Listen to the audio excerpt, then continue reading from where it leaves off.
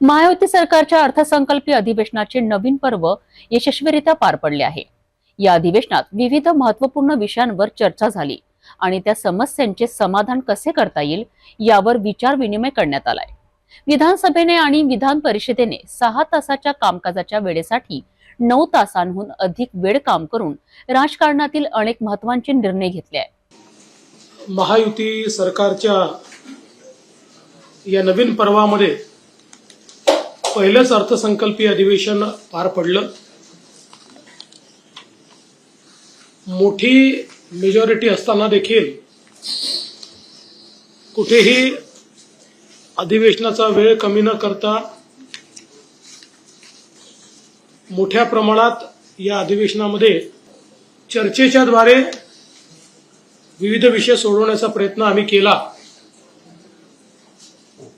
खरं म्हणजे रोज 6 तास काम करणं अपेक्षित आहे, पण सरासरी रोज 9.5 तास हे काम विधानसभेने केलेलं आहे आणि विधान परिषदेने जास्त काम केलेलं आहे। त्यामुळे अतिशय महत्त्वाच्या अशा या चर्चा झालेल्या आहेत। एकूण आपल्याला कल्पना आहे की दोन्ही सभागृहांनी मिळून 12 कायदे यावेळी मंजूर केलेले आहेत, ज्याच्यामध्ये माथाडीच्या कायद्यामध्ये सकारात्मक सुधारणा ही आपण केलेली आहे, ज्यामुळे माथाडींवरही अन्याय होणार नाही, पण फेक माथाडी आणि ब्लॅकमेलिंग हे पूर्णपणे बंद करता येईल अशा प्रकारची ही सुधारणा त्या ठिकाणी केली आहे।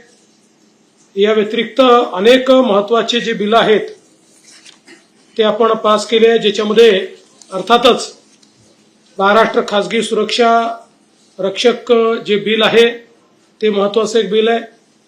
आणि आपल्याला कल्पना आहे की विनियोजन विधेयक जे आपल्याला अधिकारिता देतं बजेट खर्च करण्याची, ते देखील आपण या ठिकाणी पास केलेलं आहे।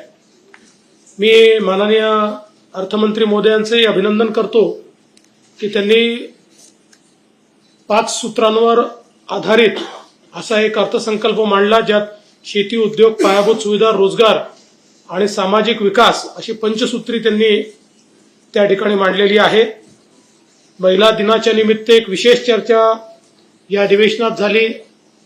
संविधानाच्या संदर्भात एक विशेष चर्चा या अधिवेशनात झाली आणि विशेषतः वेगवेगळ्या चर्चांच्या माध्यमातून मोठ्या प्रमाणात लक्षवेधी असतील, प्रश्न असतील, विविध आयुधांच्या माध्यमातून चर्चा करून जे काही राज्यासमोरचे प्रश्न आहेत या प्रश्नांवर सरकारने सकारात्मक उत्तर देण्याचा प्रयत्न केला। कुठेही चर्चेतनं पळ काढला नाही, चर्चेला बगल दिली नाही, तर भरपूर अशा प्रकारची चर्चा या ठिकाणी केल्या। मला असं वाटतं सगळ्या गोष्टी सांगण्याची आवश्यकता नाही आहे, त्या आपण तुम्हाला लेखी स्वरूपातच देऊन टाकू। पण मी एवढंच सांगेन की मंत्र्यांनी देखील या संपूर्ण अधिवेशनामध्ये अतिशय चांगलं काम केलं। याचं कारण दोन्ही सभागृह सकाळी 9 वाजता चालू व्हायची, 9:45 चालू व्हायची। एकेका दिवशी 15-15 लक्षवेधी असायच्या। फक्त एकच दिवस असा झाला की ज्या दिवशी मंत्री उशिरा पोहोचल्यामुळे 20 मिनिटाचा वेळ वाया गेला, पण अदरवाईज नीट सगळीकडे मंत्री उपस्थित होते। मंत्र्यांनी योग्य अशा प्रकारची उत्तरं दिली। एकूणच विरोधी पक्ष हा संख्येने कमी असला तरी विरोधी पक्षाला पूर्ण वाव त्या ठिकाणी आम्ही दिला। त्यांचं म्हणणं ऐकून घेतलं, त्यांच्या प्रश्नांना उत्तर दिली आणि महाराष्ट्राच्या विकासाकरता अनेक अशा प्रकारचे धोरण असलेला अर्थसंकल्प पास केल्यामुळे मला विश्वास आहे की महाराष्ट्राच्या विकासाला निश्चितपणे गती मिळेल। आणि म्हणून मी या अधिवेशनाच्या निमित्ताने सर्व आमदारांचे, सर्व मंत्र्यांचे, सर्व पीठासीन अधिकाऱ्यांचे, विधानमंडळाच्या सर्व कर्मचाऱ्यांचे आणि अर्थातच माध्यमांचे देखील मनापासून आभार मानतो. महायुती सरकारच्या अर्थसंकल्पीय अधिवेशनाची यशस्वी सांगता झाली आहे. मुख्यमंत्र्यांनी विविध मुद्द्यांवर घेतलेल्या निर्णयांबद्दल आणि विरोधी पक्षाच्या संवादाबद्दल आपली मते मांडली आहे. या अधिवेशनामुळे महाराष्ट्राच्या विकासाला निश्चितच गती मिळेल असा विश्वास त्यांनी व्यक्त केलाय. सर्व मंत्री, पदाधिकारी, कर्मचारी आणि माध्यमांचे आभार व्यक्त करत या अधिवेशनाचा समारोप करण्यात आलाय.